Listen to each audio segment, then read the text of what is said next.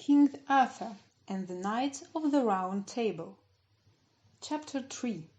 The Sword Excalibur. King Arthur went round the country on his horse. He met his people and helped them. One day he came to a great wood. When evening came, King Arthur wasn't out of the wood. Then he saw a very big, beautiful castle in front of him. He went nearer, and the great door of the castle opened. A woman came out. "King Arthur," she said, "I am Queen Anur. Stay in my castle. It is getting dark. I will give you food and a bed for the night." Arthur was hungry and thirsty. He was also tired. He looked at the dark sky. "Thank you," he said, and he went in. The queen was kind to Arthur. She took his horse and gave it food and water. She took Arthur to the dining room of her castle and gave him bread, meat, and wine.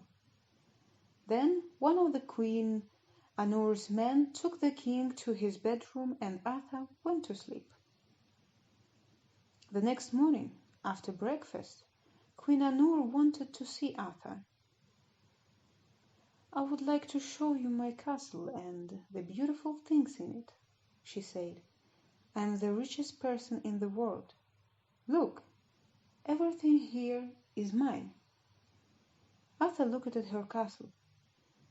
They went from room to room, and each room was richer than the room before that. There were beautiful things everywhere. Queen Anur knew a lot of magic, so she could make beautiful things. Then they came out on to the top of the castle. "Look at those beautiful trees and gardens," said the queen. "And look at those woods. They are mine too. This is my country, and can you see that great wall round the castle? Stay with me and be king here. You cannot leave. The door of the castle is shut, and that great wall will stop you. My men are ready. Don't leave, or they will kill you." "Your magic cannot hurt me, and your men cannot kill me," answered King Arthur.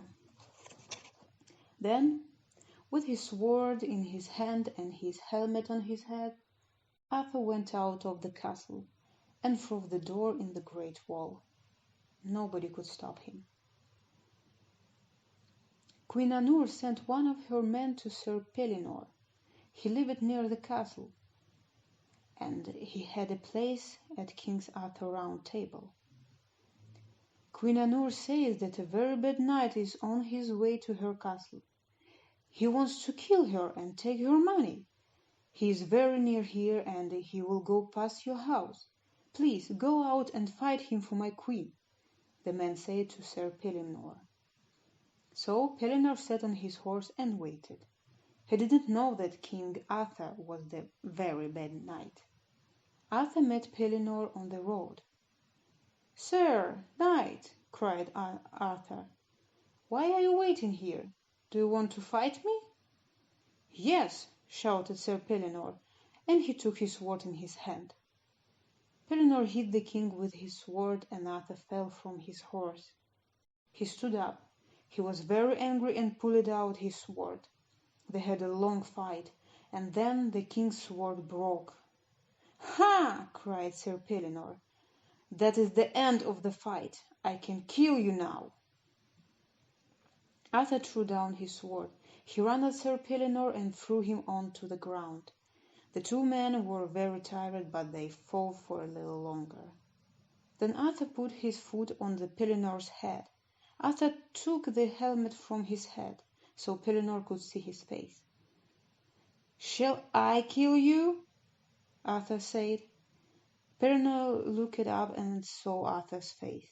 "My king," he cried, "I didn't know it was you. Queen Anur wanted me to fight a bad knight on this road." "I am not that bad knight, but I know you didn't want to kill your king." said King Arthur. Then the two men were friends again. Sir Pellinore heard King Arthur in the fight, so Merlin visited Arthur. In 3 days Arthur was well again. "My sword broken in the fight," Arthur told Merlin. "That sword wasn't important," said Merlin. "Come with me and you will find the best sword in the world. It is a magic sword from Avalon, the place of magic." The king went with Merlin through a dark wood. The trees shut out the light from the sun and Arthur couldn't see the sky. After a long time they came to an open place in the mountains. There were no trees, but Arthur saw a strange lake. The water was very blue and there were flowers next to it. "Now go to the lake," Merlin told Arthur. So Arthur led his horse with Merlin and walked down to the magic lake. He looked across the quiet blue water, and there, in the center of the lake, he suddenly saw an arm with a beautiful sword in its hand. "Go and take it," said Merlin. "It is the sword Excalibur. The Lady of the Lake made it for you. She lived in her home in the water of the lake." A lovely young woman walked across the water and stood on the ground next to King Arthur. "I'm the Lady of the Lake. Your sword, Excalibur, is waiting for you." There was a boat on the water. King Arthur got into it and went to the middle of the lake. He took the sword, and the arm went into the water. When Arthur came back to Merlin, the Lady of the Lake wasn't there. The sword was inside the scabbard. It was a very beautiful thing.